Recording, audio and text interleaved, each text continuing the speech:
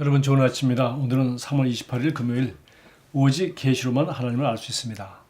성경 말씀은 호세아서 4장 6절입니다. 내 백성이 지식이 없으므로 망하는도다. 망한다는 말은 부서진다, 종속되다, 가난해지다, 억압받는다 이런 단어로 번역할 수 있다고 했습니다. 위에서 언급한 지식이란 경제학, 정치, 물리학이나 신학에 대한 지식의 부족을 말하는 것이 아닙니다. 그것은 영적 통찰력과 영적 실제들에 대한 이해의 부족, 즉 계시 지식의 부족을 말합니다.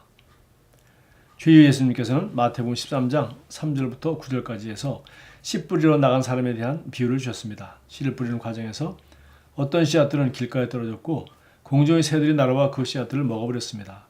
어떤 씨앗들은 돌짝밭에, 또 어떤 씨앗들은 가시떨기 사이에, 그리고 어떤 씨앗은 좋은 땅에 떨어졌습니다. 예수님은 그 비유에 대해 말씀하시기를 길가에 떨어져 새들에게 먹힌 씨앗들은 말씀을 듣지만 이해하지 못한 채 받아들인 사람을 뜻하며 따라서 사단이 즉시 와서 그들의 심령에 뿌려진 말씀을 빼앗아간다고 하셨습니다. 하나님의 말씀은 인간의 이성적 사고가 아닌 영적 이해로 받아들일 때에만 당신에게 유익할 것입니다.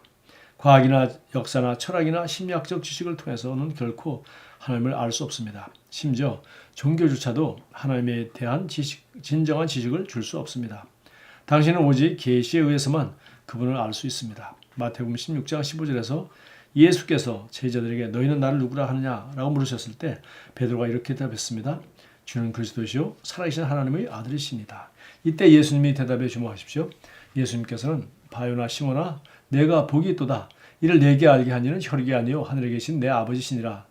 베드로는 오직 계시에 의해서만 그분을 알 수 있었습니다. 참 중요한 말이죠.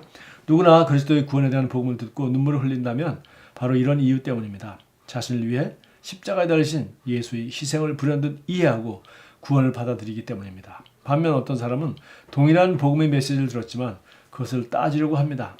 그 결과 그 메시지는 그의 심령 안으로 들어가지 못하고 결실을 맺지 못합니다. 그리스도의 구원에 대한 메시지는 당신의 이성을 위한 것이 아니라 당신의 영을 위한 것입니다. 하나님의 영이 사도 바울을 통해 하나님의 사람들이 지식을 초월한 그리스도의 사랑을 알게 되기를 기도하는 것은 당연한 일입니다. 에베소 3장 19절이죠. 사도 바울은 감각과 인간적 정의를 초월하여 계시를 따라 그리스도의 사랑을 알게 되는 것에 대해 말하고 있습니다. 당신이 아직 예수님을 인생의 주인으로 삼지 않았다면 심령으로 예수님을 받아들여 거듭날 때 그리스도의 사랑이 오늘 당신에게 실제가 될 수 있습니다. 이 책의 뒤쪽에 있는 구원을 위한 영접 기도문을 펼쳐 마음을 다하여 기도하십시오. 자, 어떻게 우리가 하나님을 알 수 있습니까? 우리가 여러 가지 사람들이 얘기하는데 예수님 딱 한마디 얘기했습니다. 이를 내게 알게 한 일은 하늘에 계신 내 아버지시니라. 정말 이것은 하나님의 성령만이 우리를 예수가 누구인지 알게 해준다는 겁니다. 예수님이 우리의 구원자, 그리고 나의 주님. 그렇게 어떻게 사람들이 이것을 이해할 수 있겠어요? 오직 이것은 사람이 아니라 하늘에 계신 내 아버지께서, 다른 말로 하면 여기서는 이성적 사고, 휴먼 리즈닝이 아니라 영적 이해, spiritual understanding. 그래서 다른 말로 계시 지식이라고 말했습니다. 여러분, 우리가 알고 있는 세상의 대부분의 지식은 뭡니까? 경험적 지식이죠. 그러나 또 반드시 경험적 지식만은 아닙니다. 우리가 경험에 근거해서, 오감에 근거해서 이것은 쓴 것이구나, 이건 단 것이구나, 또 나중에 우리 도덕적인 이성을 통해서 이것은 좋은 것이고 이건 나쁜 것이구나, 이건 당장 내겐 좋을지 모르지만 다른 사람한테는 해가 되는 것이구나, 또 이것은 내가 이기적인 것이고 결국은 공동체를 파괴하는 그런 못된 것이구나. 그러나 본인은 또 공동체를 위한다고 했지만 나중에 알고 보니까 공동체를 해치는, 그렇게 잘못한 경우도 있고, 그래서 인간의 그 지식은 밖에서 들어오는 정보에 근거한 것이고, 또 이것은 아주 단편적인 것이고 거의 다 사람의 경험과 또 한 발짝 더 나가서 사람의 이론, 사람의 지식에 근거한 것입니다. 그러나 우리가 하나님을 아는 것은 오직 뭐로만 가능합니까? 온 영적인 계시, 즉 계시 지식으로만 가능합니다. 계시 지식은 오직 하나님 말씀을 통해서만 가능하고, 하나님 말씀은 바로 성령의 감동으로, 하나님이 직접 쓰신 게 아니라 성령께서 하나님의 사람들을 감동시켜서 그들이 그 하나님이 영으로 받은 감동을 그들이 쓴 것입니다. 그래서 결국은 말씀은 성령으로 말미암아 하나님의 뜻이 그 말씀에 기록되어 있고 이 말씀을 읽을 때 성령님께서 이 말씀을 우리에게 계시해 주시는 것입니다. 그래서 저는 쉽게 생각해서 여러분 한번 초를 한번 생각해 초. 예, 초가 뭐 예를 들면 백도에 초가 녹는다고 칩시다. 그래서 초를 갖다가 우리가 어떤 초로다가 우리가 재밌는 뭐 동물이나 이렇게 모양을 제작할 수 있을 거예요. 그러니까 그 어떤 모양으로 내가 원하는 모양을 만들려면 백도로 초를 녹여서 그 형태를 부으면 초가 될 겁니다. 뭐 쇠를 가지고 우리가 뭐 그런 거 하지 않습니까? 우리 줌을 다 그렇게 해서 쇠를 부어서 흙에다 부어서 그 어떤 형태를 만들어 거기다 부어서 이게 주물로 뭐 솥도 그릇도 이렇게 만들어내고 하죠. 그러나 그는 백도에서 녹아서 그런 형태가 나온 겁니다. 마찬가지로 예, 우리가 이것을 다시 녹여서 다른 걸로 만들려면 사실 또 백도를 녹여야 이게 또 녹아버리는 거죠. 마찬가지로 성경이 기록될 때 그 성령의 감동으로 이 성경이 성령의 감동으로 성령의 계시로 그 어떤 사람을 하나님의 사람을 통하여 그 말씀이 계시된 것이거든요. 그러니까 우리가 이 말씀을 읽을 때 우리도 백도시의 성령의 감동을 받는다면 성령의 계시를 받는다면 우리는 그 사람을 성경을 기록한 그 사람을 감동시켰던 똑같은 성령이 똑같은 영감으로 우리에게 그대로 전달될 것입니다. 다시 말해서 성경을 읽을 때마다 우리에게 새로운 계시와 새로운 은혜가 계속 증가되는 이유는 바로 우리가 70도, 80도, 90도 뭐 모든 게 그렇다는 게 아니라 전체적으로 그럴 수도 있지만 어떤 구절, 어떤 편지, 어떤 성경을 읽을 때 드디어 바로 이 말씀을 기록했던 그때 그 사람에게 영감과 계시를 주셨던 똑같은 성령이 내게도 그 사람 이 책을 기록하도록 감동 주셨던 그 성령께서 내게도 똑같은 계시와 지혜를 이 말씀을 통해서 그대로 이게 바로 그런 뜻이구나. 이게 이런 관점이구나 하고 우리가 알게 되는 것이죠. 그래서 우리가 성경을 읽을 때 또 뭐 다 아는 내용 같지만 그 같은 말을 계속 반복해서 묵상하고 선포할 때 또 설교도 뭐 비슷한 설교 같은데 또 새롭게 들을 때 바로 이게 바로 이거구나. 뭐 예를 들면 이 그리스도의 사랑 같은 거 마찬가지죠. 하나님을 아는 지식, 하나님을 아는 지식이 무궁무진하죠. 그리스도의 사랑, 성경 말씀 그리스도의 사랑의 넓이와 길이와 높이와 깊이와 어떠함을 깨달아. 우리 마음과 이해를 초월하는. 이건 이해하는 것이 아니라 계시해 주시는 거예요. 계시로만 아는 것.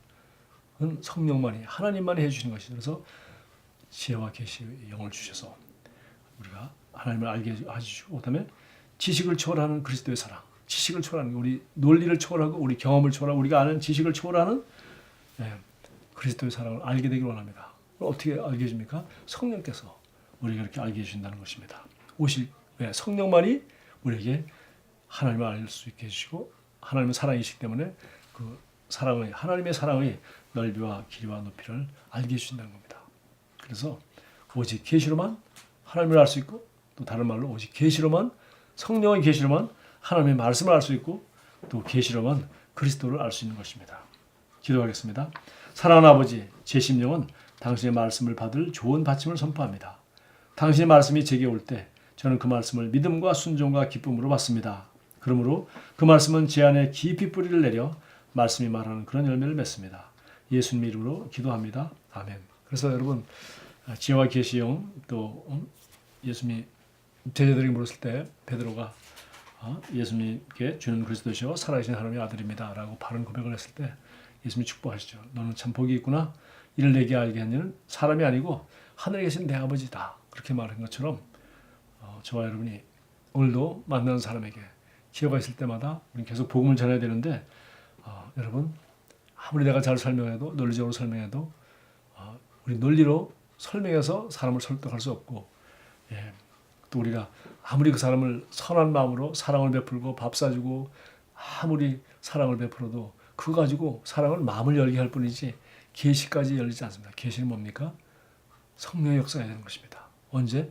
내가 사랑으로 섬기되 드디어 내가 복음을 전할 때 내가 말할 때 이 하나님의 말씀을 전할 때 예수 그리스도의 사랑과 하나님의 구원 계획을 전할 때 그리고 그가 하나님이 어떠한 사랑받는 존재인지 그를 사랑하셔서 하나님이 예수님을 통해서 어떻게 그를 구원하시기 어떤 값을 지불하셨는지 이렇게 간단한 복음을 전할 때 사람들은 성령의 역사함으로 마침내 예수님을 구주로 영접하게 되는 것입니다.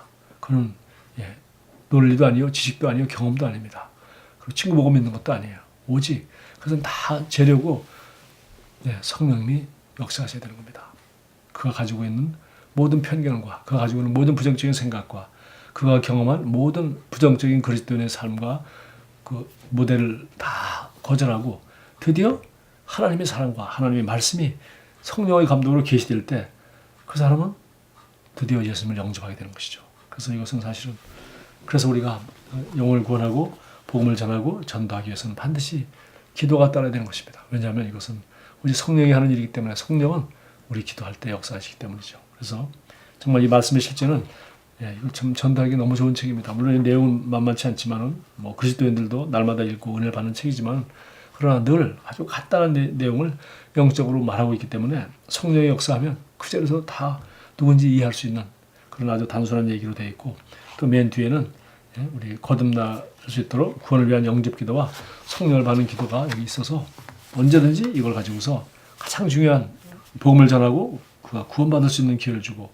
또 성령을 받아야 이 성령만이 앞으로 계속 그리스도를 아는 하나님을 아는 지식 가운데 자라기 때문에 성령을 받고 방언을 말할 수 있도록 도와주는 그런 내용을 매월 맨 뒤에 적혀 있습니다. 그래서 여러분들도 이 내용을 잘 활용하셔서 기도하고 정말 영혼을 구하는 일에 오늘도 좋은 은혜가 많이 있기 바랍니다. 감사합니다. 좋은 하루 되십시오.